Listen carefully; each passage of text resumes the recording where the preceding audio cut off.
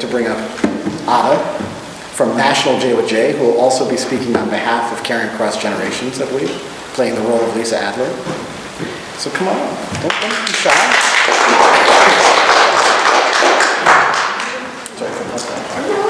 Good afternoon, everyone. Like Mike said, my name is Ada Fuentes, and I'm an organizer with National Jobs of Justice. RhodyCare is something that I'm personally very excited about as an expectant mother, as someone who will someday care for my parents as they age. And so I feel extremely passionate and fortunate to be here with you in this moment to introduce such an amazing piece of legislation that could really make a change in lots of people's lives.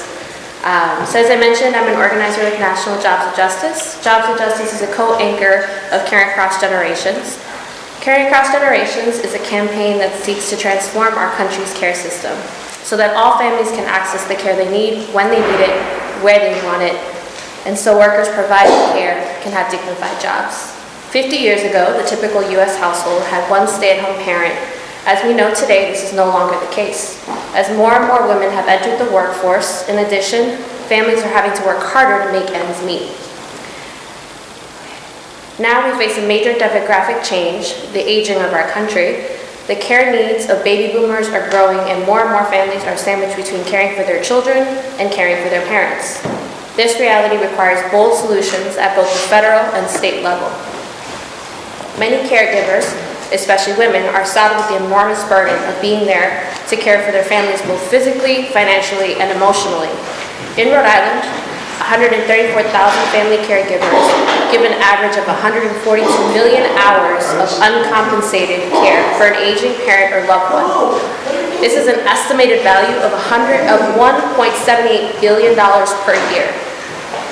I'm sure we can all agree that caregivers should get some of that back in security of a robust program that supports them and their loved ones.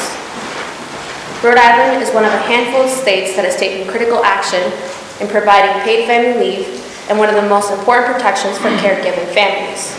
RhodyCare seeks to build upon this and represents the next step in providing vital care infrastructure that our families need. In fact, Rhode Island is not alone.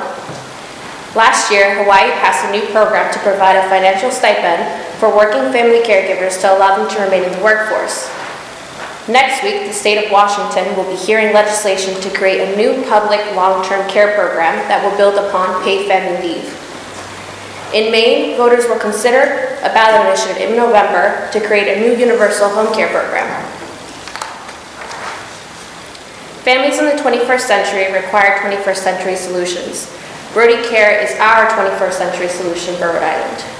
We look forward to supporting Rhode Island lawmakers and in implementing a bold and innovative proposal to provide the care that Rhode Islanders deserve. Thank you.